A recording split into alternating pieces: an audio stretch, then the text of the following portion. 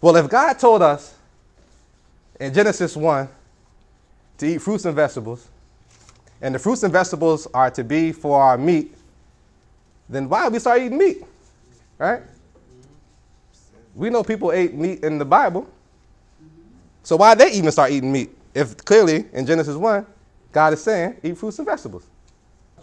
So then now Genesis 9, 1 through 3. It reads, so God blessed Noah and his sons and said to them, be fruitful and multiply and fill the earth. And the fear of you and the dread of you shall be on every beast of the earth, on every bird of the air, and all that move on the earth, and all the fish of the sea. They are given into your hand. Every moving thing that lives shall be food for you. I have given you all things, even as the green herbs. So we all know the flood story, right? Noah gathered up all the animals, 2 by 2. A few of them he added a couple extra. And then he puts them in there in the ark. Rains come down. Everything on earth is killed. Everything pretty much destroyed. And then the rain subsides. The waters kind of go back. And then Noah lets the animals out. Noah and his family comes out the ark, right? So when Noah and his family come out the ark, now the summary that God gives them new instruction, right? And the new instruction that God gives to Noah and his sons, it says, God blessed Noah and his sons. And this is when they come out the ark, right? God blesses them. And he says, be fruitful and multiply. It was the same instruction they gave Adam and Eve, right? Be fruitful and multiply. And he says, now he gives them an additional thing. And he says, the fear of you is going to be over all the animals, right? They're going to fear you, right? Now before, in the garden, there was no fear between the animals and humans. They was friends then. They were friends then, right? They were friends. Now, vegetarians. Right, they were vegetarians, right? So now you see, if you read Genesis, you know that the animals came to Adam for naming, right? Right. So Adam was sitting there. Adam was like, okay, this one here is going to be a cow. It's going to be a lion. It's going to be an elephant. Snake. This one here is going to be a what? Snake. Snake. This one, a duck-billed platypus. This one, a duck-billed platypus.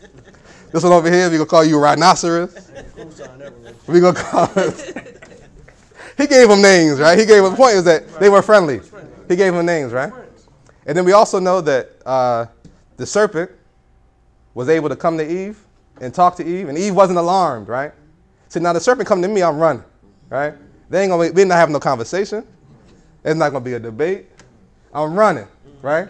Because I know he's going to bite me, right? And he's going to kill me. But there was that fear wasn't there. So the serpent was able to use the friendliness of their relationship to deceive Eve. Okay. It wasn't that, like, it's not like now you see a serpent, you run away. They were friendly, right? So they used that friendliness.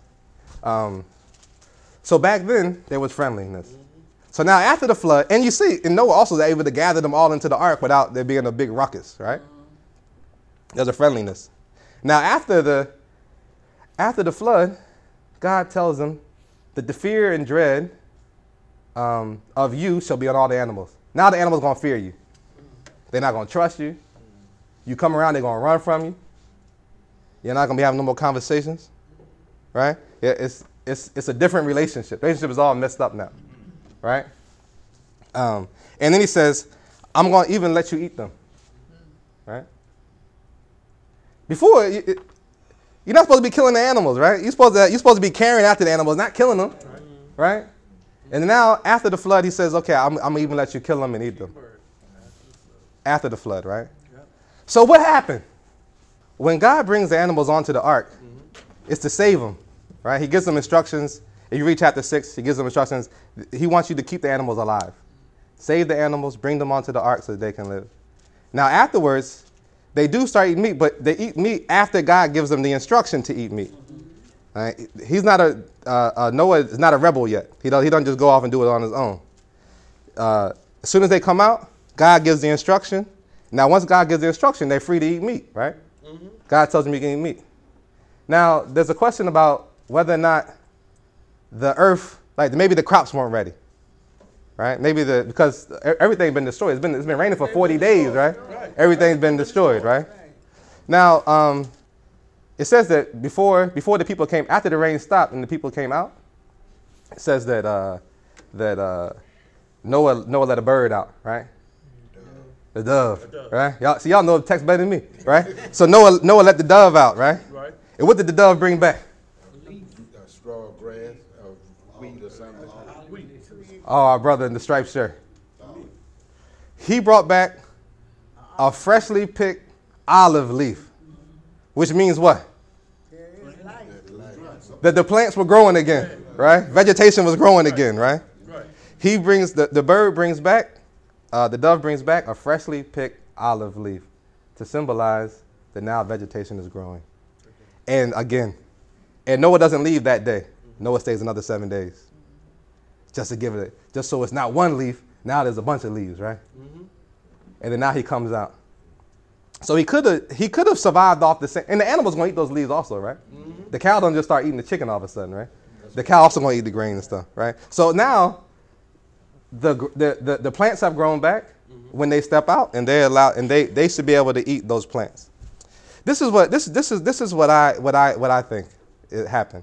This is what I think, right? And this is opinion too, right? I can be corrected also. But what we know is that when God in Genesis 6:11, God looks at people, the humans on earth, and God says, the whole earth is filled with violence, right? Yes. And to say that the earth is filled with violence is to say that the earth is filled with fear and dread, right? There's no violence without fear, right? The reason why a person may be violent towards another person is because they're afraid of something. I'm afraid of what you may do to me, so therefore I become violent towards you. I'm afraid that you have embarrassed me or you've done something. There's fear. There's fear and dread within our relationship, human to human, man to man, man to woman, woman to woman. There's a lot of fear there, which is why there's so much violence. That was true in Noah's day. That's true in our day, right? People are violent because they're afraid. They're afraid of something, right? People who are not afraid don't have to be violent. The more you've conquered fear, like Christ, and the people are violent towards him, he can just say, look, live by the sword, die by the sword. Put your sword down, Peter. We're not going to be violent. We can endure the violence because we're not afraid. Because we know the final outcome. That's the people who are not afraid. That's how they behave. When you're not afraid, you don't have to be violent, even when people are violent towards you. But in that day, the whole earth was filled with violence, right? Everyone feel you hurt me, I hurt you back. This is how we going. So we're fearing each other, right? After the flood, God looks at the people and God says, okay, even though that mankind is evil from the beginning of the days and all the days of their life, I'm not going to destroy you like this anymore. He puts a rainbow, let you know that every time there's rain, there's going to be a rainbow after the storm. And then he institutes these policies that's supposed to kind of decrease the violence, human to human violence, right? He says now the fear and dread is going to be between you and the animals. Before, the fear and dread was between people to people. And now he says, okay, the fear and dread that used to be between you and your fellow neighbors is going to be between you and the animals.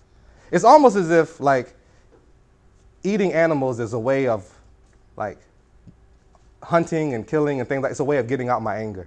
It's a way of me exercising my frustrations. Instead of me doing that on my fellow human being, then I do that on animals. Which is to say that when we eat these animals, it's always undergirded by a violence. It's always undergirded by violence, right? I got to kill the chicken to eat the chicken. Now I kill a lot of chickens, right? Because I eat chicken. But I recognize that there's some violence undergirding it. And also recognize that when I get to the promised land, when I get to heaven, the lion and the lamb will lie down together, and the little child shall be able to lead them, she'll be able to control them. The little child can control the lion. The child not going to kill the lion not going to kill the child. So I'm not going to, when I go to heaven, I'm not going to kill these animals no more. And it seems that when God introduces this policy that we can now eat animals, he's trying to make it so that we don't have to kill each other. Wow. Yeah. 'Cause that's what we were doing that created the flood in the first place. We were killing each other.